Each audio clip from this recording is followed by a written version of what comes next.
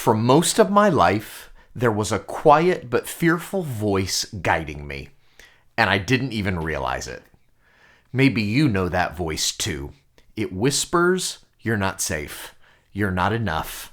You don't belong." Let's talk about it together. Hi, I'm Brett, and this is an invitation to remember your heart. Welcome to the Radiant Return. Life is full of lessons, but some of the lessons we hold onto most tightly are born out of pain.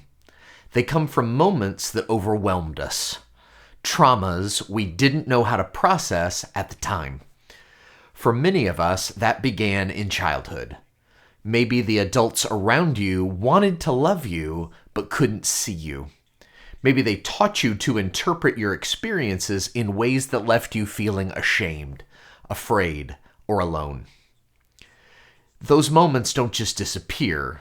They often stay with us, in our minds, in our bodies, in the rhythms of our nervous system.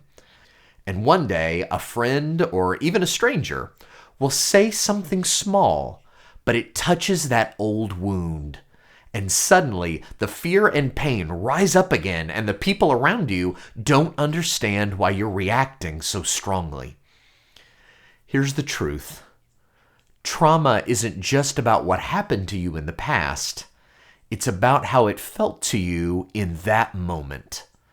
And it's about what's still happening inside of you in this moment.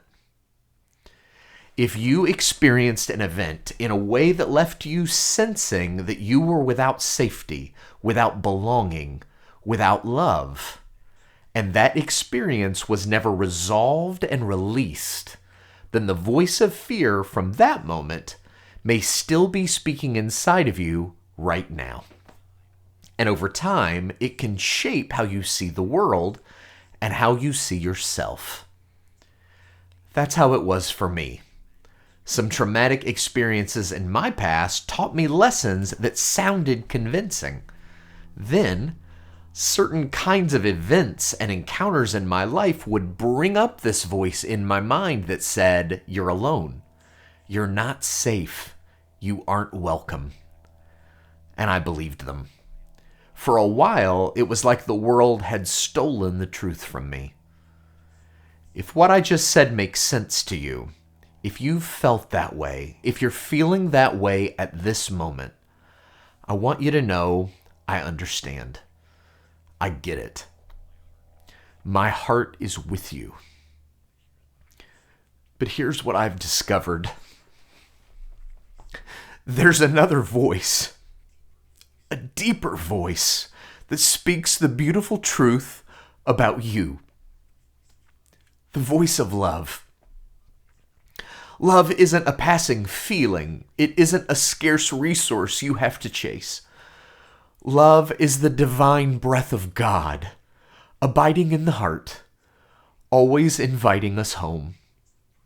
It's the presence that calls together every fragment of our lives and our stories and whispers, "You are beloved. You belong. You are welcome here." Fear narrows our vision until life feels like a dead end. But love expands us. It transcends our sense of limits, our stories of defeat, our need to fight battles that were never ours to begin with.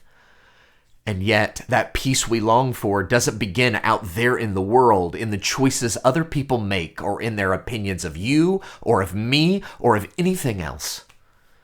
It begins here, in me, and in you. Because if I haven't faced my own wounds, then I'll project them onto you. If I haven't made peace inside, I won't be able to make peace outside. Healing is about taking responsibility for my inner world, tending my inner garden, so I can meet you in love and truth.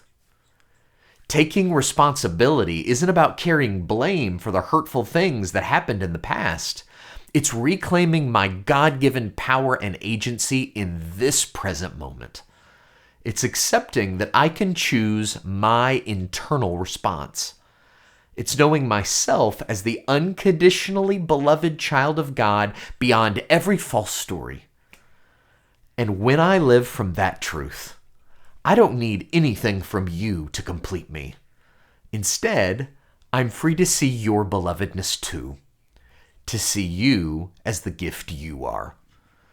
Even if your behavior shows me that it's wise to offer that love from a distance. That transformation of thought changes the way you see every moment of your life.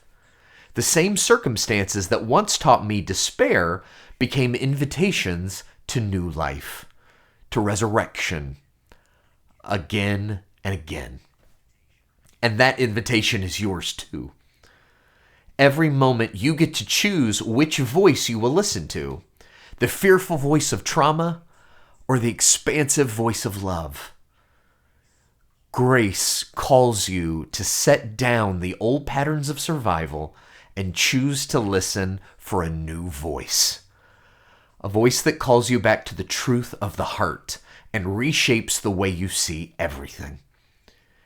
This journey can stir big feelings, and it can be wise to seek support from a therapist, a pastor, or a group meetup with people who understand trauma and can walk with you in healing. You're not alone. In the days ahead, I'll be sharing more about how we can grow our capacity to hear the voice of love and let it guide us toward this radiant return. If this video was meaningful to you, I invite you to like, subscribe, and share your thoughts in the comments. May you always know how beloved you are in this life. You are most welcome here.